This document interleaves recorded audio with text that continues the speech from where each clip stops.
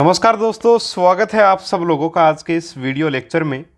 प्यारे साथियों, प्रीरीट 2 का एग्ज़ाम अपना एप्लीकेशन पर स्टार्ट हो चुका है आज। ठीक है, तो वो आप प्रीरीट 2 का एग्ज़ाम दे सकते हैं। इसके लिए साथियों आपको हमारा नया एप्लीकेशन डाउनलोड करना पड़ेगा और उसका लिंक आपको डिस्क्रिप्शन बॉक्स में मिल जाएगा नए एप्लीकेशन का। ठीक है, या आप RPSC विथ आकाश कटेवा नाम से भी सर्च कर सकते हैं और एप्लीकेशन को डाउनलोड करके प्री रीट की जो सीरीज़ है जिसमें 5 प्री रीट एग्ज़ाम आपके होंगे बिल्कुल टाइम के अकॉर्डिंग, और प्री रीट 1 में अब अनलिमिटेड अटेम्प्ट का ऑप्शन साथियों दे दिया गया है। प्री रीट 2 होने के बाद में 1-2 दिन में आपको इसमें भी अनलिमिटेड अटेम्प्ट का ऑप्शन दे दिया जाएगा। ठीक है, तो 5 पेपर रहेंगे, मात्र 60 रुपये इसकी प्राइस है। आपको ज़रूर से ज़रूर साथियों ज्वाइन करना चाहिए। बिल्कुल रीट के पेपर की तरह पेपर रहेगा, रीट के पेपर के जैसा स्तर रहेगा, जैसा सिलेबस है वैसे आपके प्रश्न रहेंगे, जैसा आपका स्तर है वैसे प्रश्न रहेंगे। बहुत ही शानदार एक सिस्टम तैयार किया गया है आप लोगों के लिए और बिल्कुल कम कीमत पर। आप लोग ज़रूर से ज़रूर इसको अटेम्प्ट करें, डेफिनेटली आपको फ़ायदा होगा। और साथियों आप देखेंगे कि आपको एक प्रकार से मनोबल भी इससे बढ़ेगा साथियों, है ना, क्योंकि डेफिनेटली आपके अच्छे नंबर आएंगे। चाहे आप किसी भी कोचिंग में पढ़े हों, चाहे आप कहीं पर भी पढ़े हों, ये नहीं है यहाँ पर कि आप मेरे से पढ़ लिए, है ना, और दूसरी कोचिंग का पेपर आप उठाएंगे तो आपसे नहीं होगा। ऐसा नहीं है। मेरे से अगर आप पढ़े हो, किसी भी कोचिंग का पेपर उठा लेना, कोई भी पेपर उठा लेना विज्ञान का, जहाँ पे सामान्य विज्ञान आती है, आपके डेफिनेटली क्वेश्चन सही होंगे। ठीक है, तो आप चाहे कहीं कहीं किसी भी कोचिंग से पढ़े हों, आप ये पेपर दे सकते हैं। बिल्कुल बुक्स पर आधारित है। ठीक है, NCERT की बुक्स और RBSC की बुक्स पर आधारित है। बहुत ही अच्छा पेपर है, आपको ज़रूर से ज़रूर देना चाहिए। प्री रीट 2 का पेपर सबसे बेस्ट पेपर है प्री रीट का, प्री रीट सीरीज का मेरे हिसाब से। ठीक है, बाकी सारे पेपर अच्छे हैं लेकिन प्री रीट 2 का पेपर बहुत ही शानदार है। आपको ज़रूर से ज़रूर इसको अटेम्प्ट करना चाहिए। इसके अलावा साथियों, जो हमारे नए एप्लीकेशन पर ही एक प्री रीट सीरीज के साथ साथ एक सीरीज़ और चल रही है फ्री टेस्ट की, जिसमें विज्ञान के टॉपिक वाइज हम लोग फ्री टेस्ट कर रहे हैं। उसमें आज अपन डिस्कस करेंगे रीट साइंस का जो ताप एवं उष्मा का जो मैंने टेस्ट लिया था, जिसमें 20 प्रश्न थे आपके, और इन 20 प्रश्नों का सॉल्यूशन साथियों हम लोग आज करेंगे। ठीक है, तो चलिए वीडियो को स्टार्ट कर लेते हैं बिना समय गवाए, और आप ज़रूर से ज़रूर एप्लीकेशन को डाउनलोड कर लीजिएगा। ठीक है, इसी एप्लीकेशन पर आपको आगे भी साथियों देखिए, जो 3rd ग्रेड की भर्ती आने वाली है, तृतीय श्रेणी अध्यापक भर्ती परीक्षा, उसकी तैयारी भी करवाई जाएगी। तो आप इसको ज्वाइन जरूर कर लीजिएगा, डेफिनेटली आपको फ़ायदा होगा। पहला प्रश्न है, वस्तु का तापमान किससे मापते हैं? तो देखिए, तापमान जो है वो हमेशा थर्मामीटर से मापा जाता है, सभी को पता है। तो ऑप्शन आपका बी सही हो जाएगा। देखिए, बहुत ही इजी टॉपिक है ये, साइंस का बहुत आसान टॉपिक है। विज्ञान को अगर तरीके से पढ़ा जाए तो सबसे आसान विषय है, और उसी क्रम में साथियों उसी तरीके से मैंने आपको साइंस पढ़ाई है। इसीलिए जो मुझसे साइंस पढ़ा है निश्चित तौर पर उसके अच्छे अंक आएंगे। ये हमारा कोई अति आत्मविश्वास नहीं, ये हमारा आत्मविश्वास है कि निश्चित तौर पर आपके अच्छे अंक बनेंगे, क्योंकि हमने मैटर जो पढ़ा है साथियों वो बहुत अच्छा मैटर पढ़ा है निश्चित तौर पर। ठीक है, तो ऑप्शन आपका यहाँ पे कौन सा सही होगा? ऑप्शन बी आपका यहाँ पर सही होगा। अगला प्रश्न, प्रयोगशाला तापमापी की परास होती है। परास यानी कि उसका परिसर, उसकी रेंज क्या होती है ताप मापने की, वो पूछा है यहाँ पर। तो प्रयोगशाला तापमापी की जो परास होती है साथियों वो होती है -10 डिग्री सेंटीग्रेड से लेकर के 110 डिग्री सेंटीग्रेड, -10 डिग्री सेंटीग्रेड से लेकर के 110 डिग्री सेंटीग्रेड जो इसकी ताप परास साथियों होती है। इसलिए ऑप्शन आपका कौन सा हो जाएगा?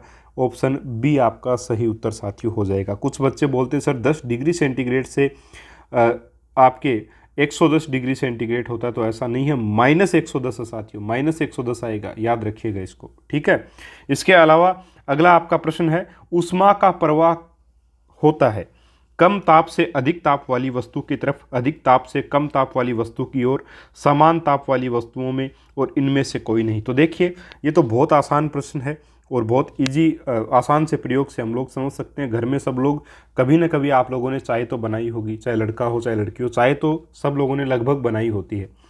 तो जो बर्तन होता है वो देखिए, गैस नीचे जब उसके बर्तन की ज्वाला लगती है ना, इस ज्वाला लगने के बाद में इस बर्तन से होता हुआ, इस बर्तन से जो है, इस बर्तन से इस ये जो डंडा अपने हाथ में हम लोगों ने पकड़ रखा है, इस डंडे को, इस डंडे से होता हुआ ताप, पहले तो ये गर्म होता है ना, पात्र, उसके बाद इसका डंडा गर्म होने लगता है और फिर धीरे धीरे हमारे हाथ की तरफ बढ़ता है ताप, तो हमारे हाथ को वो गर्म लगने लगता है। पहले जब हमने पकड़ा था चाय बनाने से पहले तो गर्म नहीं था, लेकिन जैसे ही यहाँ ऊष्मा लगनी स्टार्ट हुई, है ना, यहाँ का ताप बढ़ा, तो ताप ने क्या किया, ऊष्मा ने क्या किया कि जो आपका अधिक ताप है उससे कम ताप की तरफ वो बढ़ना स्टार्ट करिए, क्योंकि अपना हाथ तो ठंडा है, तो और हत्था जो है वो बर्तन का वो भी ठंडा है, तो हत्थे की तरफ बढ़ी और हत्थे से अपना लगा हुआ हाथ है तो वो हाथ की तरफ फिर बढ़ेगी। इस प्रकार से ऊष्मा का प्रवाह अधिक तापमान से कम तापमान वाली वस्तु की तरफ होगा। तो ऑप्शन आपका कौन सा सही हो जाएगा, यहाँ पर बी सही हो जाएगा। अगला प्रश्न, ठोस वस्तुओं में ऊष्मा का संचरण होता है, चालन, संवहन, विकिरण, इनमें से कोई नहीं। देखिए ऊष्मा संचरण की 3 विधियां होती हैं, एक तो होती है चालन, दूसरी होती है संवहन, तीसरी है विकिरण। विकिरण विधि जो साथियों आप सब लोग जानते हैं, उसमें विकिरण विधि में किसी भी माध्यम की आवश्यकता नहीं है ऊष्मा को संचरित होने के लिए, ये निर्वात में भी चल सकती है। यानी कि ऊष्मा का संचरण निर्वात में किस विधि से होता है, तो विकिरण विधि के द्वारा होता है। संवहन जो है वो साथियों तरल जो पदार्थ है उनमें पाया जाता है। तरल पदार्थ का मतलब जो गैसीय अवस्था है वो, और जो द्रवावस्था है वो। इसके अलावा चालन जो वो साथियों ठोस जो है उनमें चालन विधि के द्वारा। चालन से ये मत समझ लीजिएगा कि इसमें पदार्थ के कण चल करके एक कण चल के दूसरे एक की तरफ जाएगा और ऊष्मा का आदान प्रदान करेगा, ऐसा नहीं होता।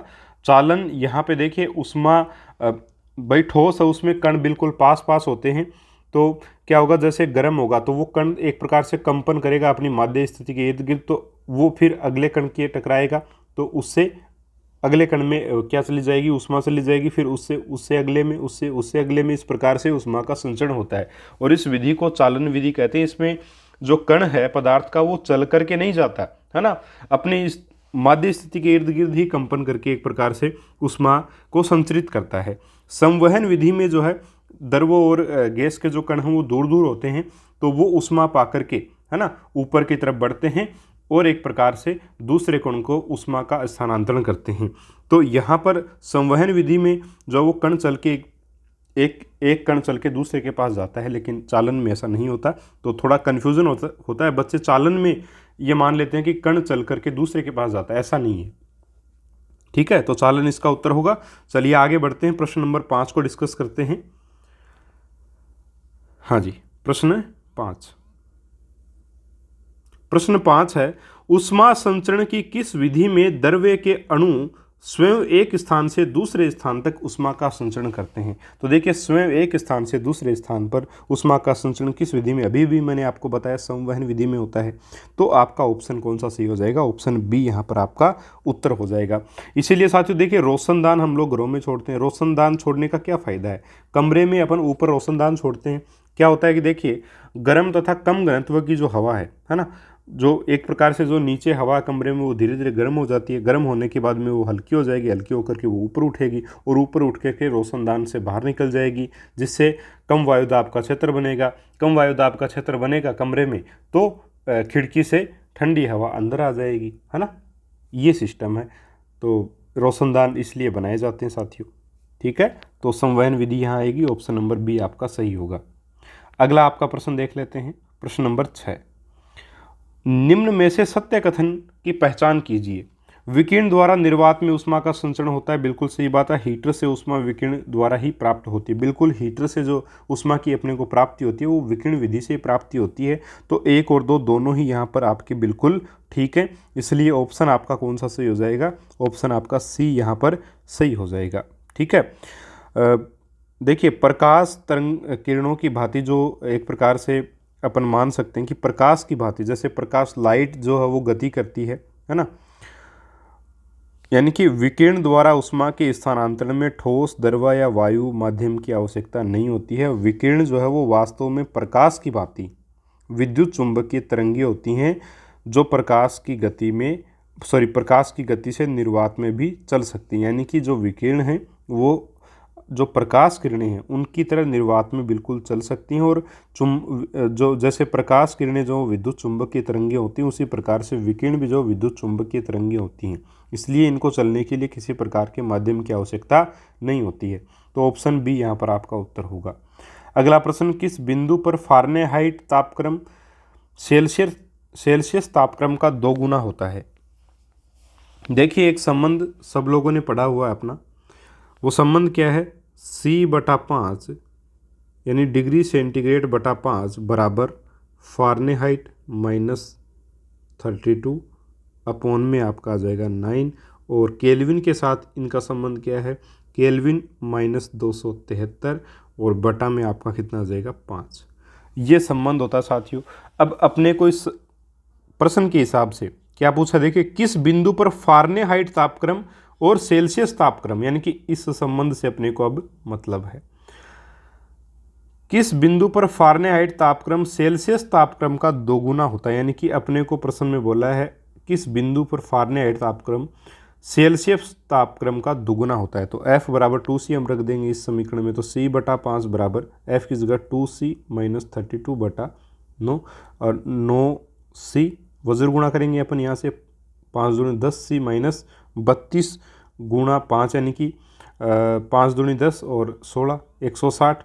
ठीक है, तो 160 बराबर आपके कितने आ जाएंगे, इधर अपन 160 ले आएंगे तो प्लस की हो जाएंगे 10C - 9C, तो C का मान कितना आ जाएगा यहाँ से 160 डिग्री आ जाएगा, है ना। 160 डिग्री सेंटीग्रेड पर जो साथियों फ़ारेनहाइट तापक्रम सेल्सियस तापक्रम का 2 गुना हो जाएगा। तो उत्तर जो आपका बनेगा वो बनेगा साथियों ऑप्शन नंबर 1। ठीक है, तो इसको थोड़ा ध्यान में रखिएगा, बहुत महत्वपूर्ण पॉइंट है। इसके अलावा एक और पॉइंट मैं ध्वनि से संबंधित आपको बताना चाहूँगा यहाँ पे कि ताप जैसे जैसे बढ़ता जाएगा, ध्वनि की जो गति है, ध्वनि का जो वेग है वो भी बढ़ता जाएगा। जैसे ताप बढ़ेगा ध्वनि का वेग बढ़ेगा, ताप के घटने से ध्वनि का वेग भी घट जाता है। ठीक है, तो ये कुछ पॉइंट्स हैं। दाब का ध्वनि की स्पीड पर, वेग पर कोई प्रभाव नहीं पड़ता, ये भी बड़ा महत्वपूर्ण पॉइंट है, इसको भी आप याद रखिएगा। ठीक है, चलिए आगे बढ़ते हैं, बात करते हैं प्रश्न नंबर 8 की। ठोस, द्रव तथा गैस में विशिष्ट ऊष्मा सर्वाधिक किसकी होती है। देखिए विशिष्ट ऊष्मा जो है वो क्या होती है, सबसे पहले ये देख लीजिए। कोई भी पदार्थ है, किसी पदार्थ के 1 ग्राम द्रव्यमान का तापमान 1 डिग्री सेंटीग्रेड बढ़ाने के लिए आवश्यक ऊष्मा की मात्रा विशिष्ट ऊष्मा कहलाती है। किसी पदार्थ के 1 ग्राम द्रव्यमान का तापमान 1 डिग्री सेंटीग्रेड बढ़ाने के लिए आवश्यक जो ऊष्मा होगी उसी को विशिष्ट ऊष्मा साथियों कहेंगे। और इसका मात्रक क्या होता है विशिष्ट ऊष्मा का, विशिष्ट ऊष्मा का मात्रक साथियों कैलोरी प्रति ग्राम डिग्री सेंटीग्रेड।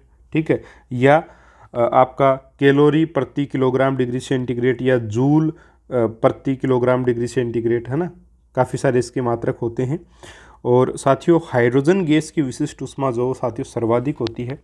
तो सर्वाधिक जो आपकी ठोस द्रव गैस में जो विशिष्ट ऊष्मा होगी वो गैस की होगी, उसके बाद द्रव की, और सबसे कम विशिष्ट ऊष्मा किसकी होती है, आपकी ठोस की होती है साथियों। ठीक है, चलिए क्यों होती है, क्योंकि ठोस में कण जो वो बिल्कुल पास पास होते हैं, इसलिए तेज़ी से गर्म हो जाता है, जबकि गैस जो वो तेज़ी से गर्म नहीं होती क्योंकि उसके कण दूर दूर होते हैं। द्रव में ठोस के मुकाबले जो साथियों थोड़े दूर होते हैं और गैस के मुकाबले कण जो वो पास पास होते हैं, इसलिए द्रव गैस के मुकाबले विशिष्ट ऊष्मा जो साथियों कम होती है द्रव की, है ना। और ठोस की सबसे कम जो वो साथियों विशिष्ट ऊष्मा होती है। तो ऑप्शन इसका सी यहाँ पर सही रहेगा।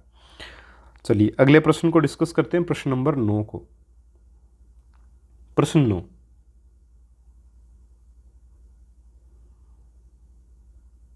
एक मिनट, हाँ जी। निम्नलिखित कथनों पर विचार कीजिए। एक ऊष्मा ऊर्जा का एक रूप है जिसका स्थानांतरण दो निकायों के मध्य अथवा किसी निकाय तथा उसके परिवेश के मध्य ताप में अंतर के कारण होता है। 2, ऊष्मा को केवल केल्विन में व्यक्त किया जा सकता है। तो ये तो देखिए बिल्कुल गलत है ना, बिल्कुल ही गलत है। ऊष्मा जो है वो एक प्रकार की ऊर्जा है साथियों। ठीक है, ऊष्मा क्या है, एक प्रकार की ऊर्जा है, और ऊर्जा का ऐसा ही मात्रक क्या होता है, जूल होता है। हालांकि साथियों ऊष्मा को साथियों अपन केल्विन जो है वो तो ताप का, ये जो केल्विन दे रखा है यहाँ पे, ऊष्मा को केवल केल्विन में व्यक्त कर सकते हैं। तो केल्विन जो साथियों ताप का मात्रक है, ताप का मात्रक है केल्विन। डिग्री सेंटीग्रेड हो गया, फ़ारेनहाइट हो गया, केल्विन हो गया, ये सारे के सारे क्या हैं, ताप के एक प्रकार से मात्रक है। लेकिन ताप का एसआई मात्रक, ताप का ये एसआई मात्रक है, ताप का एसआई मात्रक क्या है, केल्विन ये साथियों। ठीक है, इसी प्रकार ऊष्मा का एसआई मात्रक क्या है, जूल है। ठीक है, और ऊष्मा का व्यवहारिक मात्रक अगर पूछ ले, ऊष्मा का व्यवहारिक मात्रक जो अपन काम में लेते हैं ज़्यादातर, वो लेते हैं अपन कैलोरी। क्या लेते हैं, कैलोरी। ऊर्जा के लिए भी काम में लेते हैं कैलोरी। ठीक है, तो ये सारी चीज़ें हैं, ध्यान में रखिएगा। तो दूसरा पॉइंट देखिए बिल्कुल भी सही नहीं है यहाँ पर, तो केवल और केवल कथन एक सही है, इसलिए ऑप्शन आपका बी ऑप्शन यहाँ पर सही हो जाएगा, क्योंकि ऊष्मा ऊर्जा का ही एक रूप है जिसका स्थानांतरण दो निकायों के मध्य तापांतर के कारण एक निकाय से दूसरे में होता है ना। क्योंकि अधिक ताप से कम ताप की तरफ जो वो साथियों ऊष्मा एक प्रकार से प्रवाहित होती है, ये हमने पढ़ लिया है। तो ऑप्शन यहाँ पर आपका जो वो बी सही होगा, क्योंकि केवल कथन एक जो वो सत्य है, बी आपका सत्य कथन नहीं है, वो असत्य कथन है। प्रश्न नंबर 10 की बात करते हैं। प्रश्न नंबर 10, ठीक है, हाँ जी।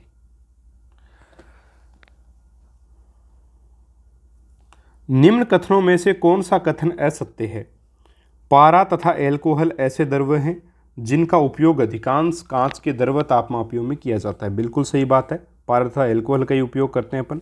इसके अलावा सेल्सियस ताप मापक्रम फारेनहाइट ताप मापक्रम में परिवर्तित किया जा सकता है। बिल्कुल कर सकते हैं, अभी अभी अपन ने एक प्रश्न भी किया इसके ऊपर। फिर -273.15 डिग्री सेंटीग्रेड का ताप परम ताप कहलाता है।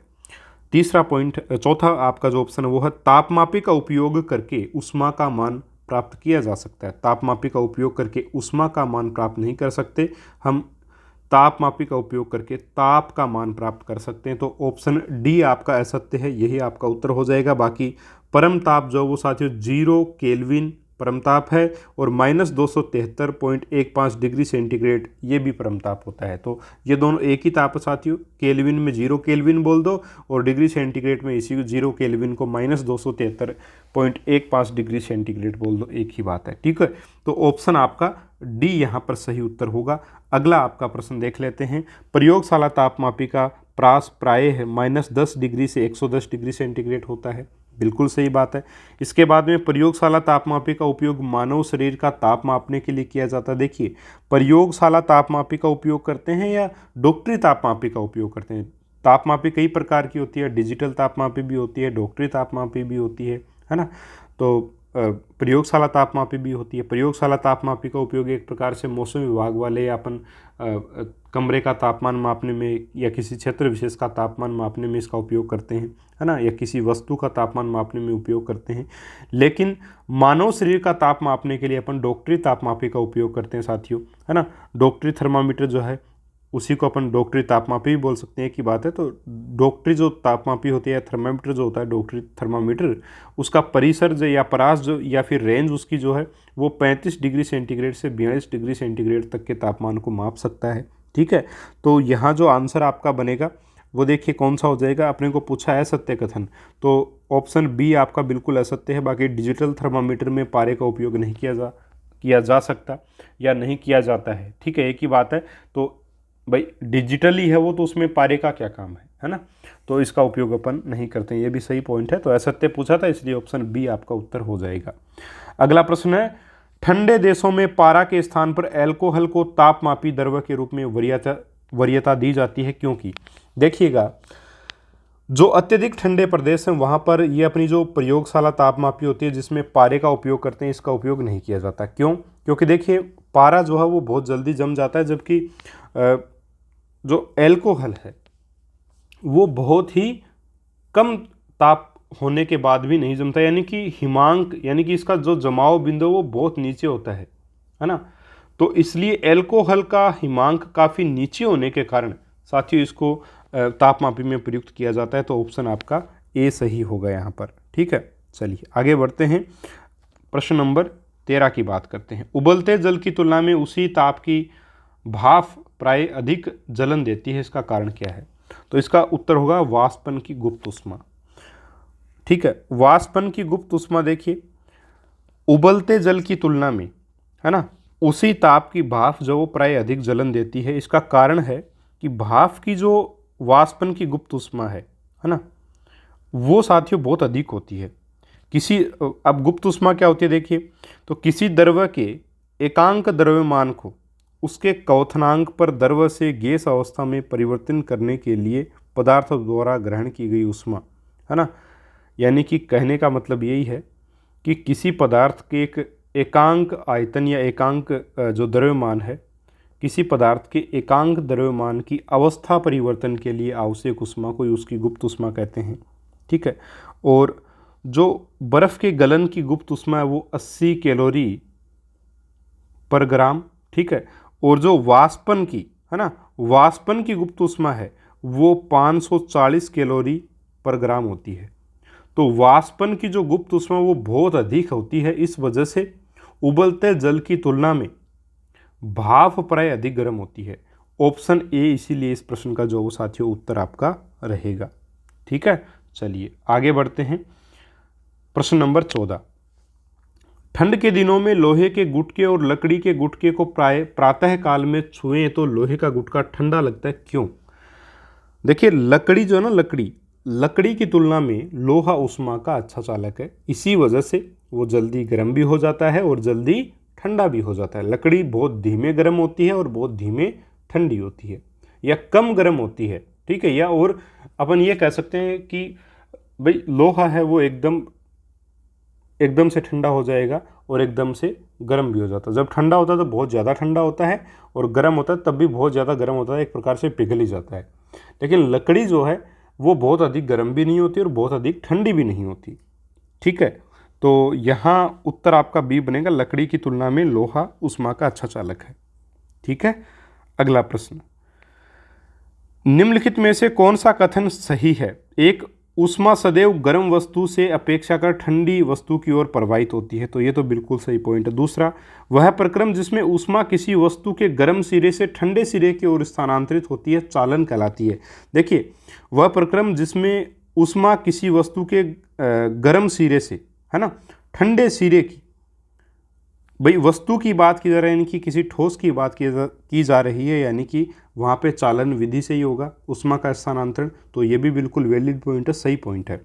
फिर है, समुद्र की ओर से थल पर आने वाली वायु थल समीर कहलाती है, नहीं। देखिए समुद्र की ओर से अगर समुद्र की ओर से थल पर अगर वायु आ रही है तो उसको समुद्र समीर कहते हैं, है ना। जिधर से वायु आएगी उसी के नाम पर होगा। जैसे समुद्र की ओर से वायु थल पर आ रही है तो समुद्र समीर कहलाएगी, और थल से अगर वायु जा रही है समुद्र की तरफ तो वो थल समीर कहलाएगी, ठीक है। तो यहाँ समुद्र समीर होता तो सही होता है। तो कथन आपका 3 गलत है, 1 और 2 दोनों सही हैं, इसलिए आपका ऑप्शन देखिए कौन सा बन जाएगा।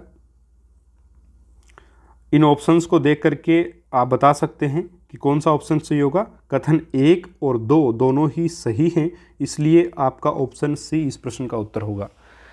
चलिए प्रश्न 16 की बात करते हैं। थर्मस फ्लास्क में लंबे समय तक तरल गर्म या ठंडा रहता है क्योंकि ऊष्मा की कोई हानि अथवा प्राप्ति नहीं होती है।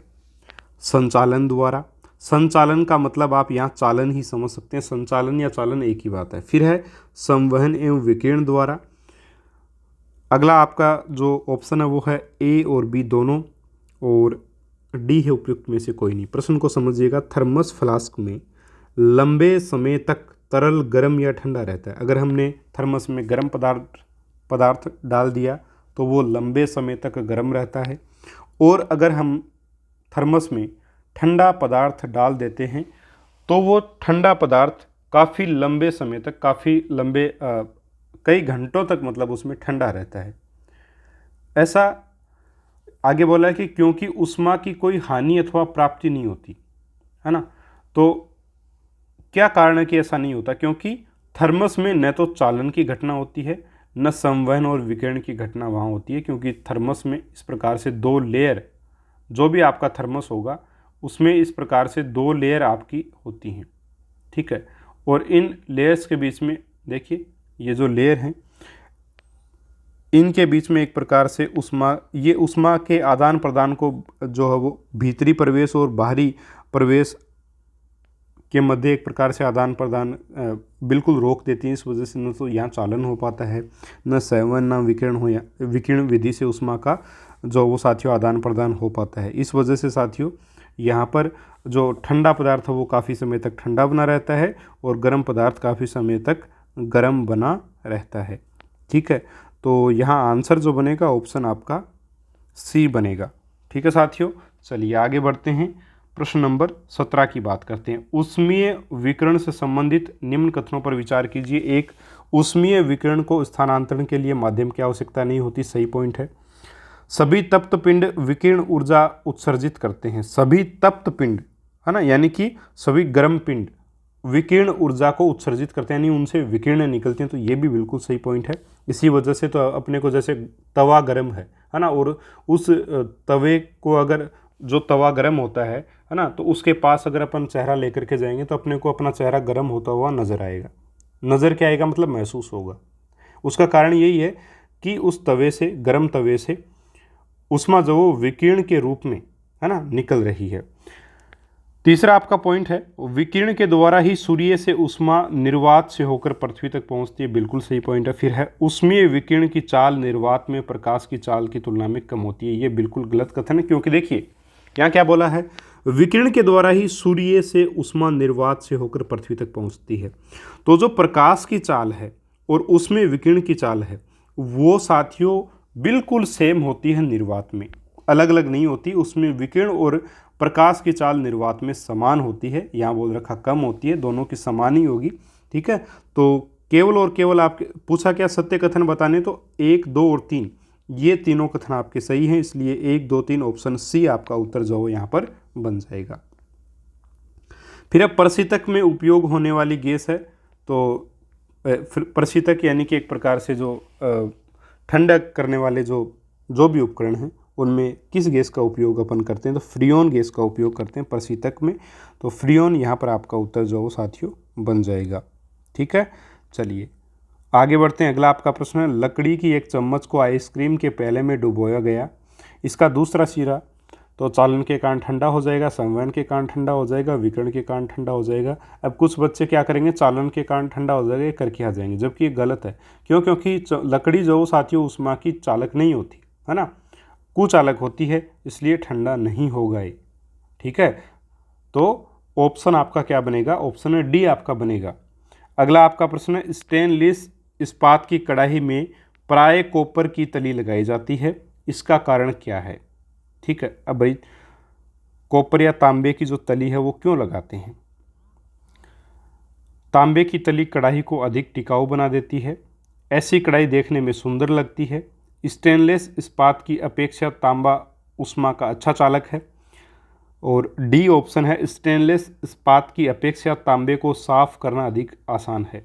तो इसका उत्तर होगा ऑप्शन नंबर आपका सी, स्टेनलेस इस्पात की अपेक्षा तांबा या कॉपर जो है वो ज़्यादा अच्छा चालक है साथियों, इसीलिए उसकी तली वहाँ लगाई जाती है।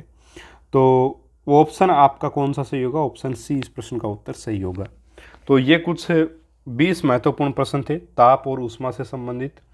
और भी देखिए ढेर सारे प्रश्न इस टॉपिक से बन सकते हैं, कोई अंत थोड़ी है प्रश्नों को बनाने का। तो आप अगर और भी प्रश्न इस टॉपिक से संबंधित करना चाहते हैं तो मैंने साथियों आपको हमारे नए एप्लीकेशन पर एक कोर्स मिलेगा, read science topic wise questions के वीडियोस प्लस पीडीएफ। उसमें बायोलॉजी, फिजिक्स, केमिस्ट्री के प्रत्येक टॉपिक के टॉपिक वाइज क्वेश्चंस की पीडीएफ भी है ना। बायोलॉजी की एक पीडीएफ, फिजिक्स की एक पीडीएफ और केमिस्ट्री की एक पीडीएफ है, और सारे टॉपिक्स पर आधारित जो टेस्ट हैं आपके टॉपिक वाइज टेस्ट, उनके वीडियो लेक्चर्स भी अवेलेबल हैं। मात्र 120 रुपये का वो कोर्स है, ले सकते हैं आप लोगों को अगर करना है, नहीं तो आप ये फ्री के क्वेश्चंस भी कर सकते हैं, इससे भी आपको डेफिनेटली फ़ायदा मिलेगा। ठीक है साथियों, इसके अलावा काफ़ी बच्चों की पीडीएफ्स ओपन नहीं होने की प्रॉब्लम्स आती है, तो एप्लीकेशन की वो दिक्कत नहीं है। आपके मोबाइल में कोई पीडीएफ रीडर वगैरह अगर है तो वो सही से प्रॉपर काम नहीं करता या कोई और समस्या होगी तो आप लोगों को WPS ऑफिस, जिनके WPS ऑफिस ये एक एप्लीकेशन आती है साथियों, प्ले स्टोर से आप डाउनलोड कर सकते हैं, बिल्कुल सेफ़ एप्लीकेशन है, कोई दिक्कत नहीं है। ये आप डाउनलोड कर लीजिएगा, उसके बाद पीडीएफ ओपन करने की कोशिश कीजिएगा, पीडीएफ ओपन आराम से हो जाएगी। इसके अलावा प्री-रीट 2 आज आपका चल रहा है, तो आप इस एग्ज़ाम को ज़रूर से ज़रूर अटेम्प्ट करें। लिंक एप्लीकेशन का आपको डिस्क्रिप्शन बॉक्स में मिल जाएगा। बिल्कुल नामात्र की प्राइस में रजिस्ट्रेशन करें और टेस्ट दे के देखिएगा। प्री रीट 1 भी आप दे सकते हैं, ऐसा नहीं है कि प्री रीट 1 आप नहीं दे सकते, दे सकते हैं बिल्कुल, ठीक है। तो प्री रीट 2 आप दीजिए और देखिएगा कि बहुत ही शानदार आपको प्रश्न वहाँ मिलेंगे, बिल्कुल परीक्षा पैटर्न पर आधारित, बिल्कुल आपके रीट के स्तर के पेपर वहाँ पर रहेंगे, ठीक है। तो चलिए अब हम डिस्कस करेंगे अगले वीडियो में अपने अगले टॉपिक को। तब तक के लिए साथियों नमस्कार, जय हिंद, जय भारत।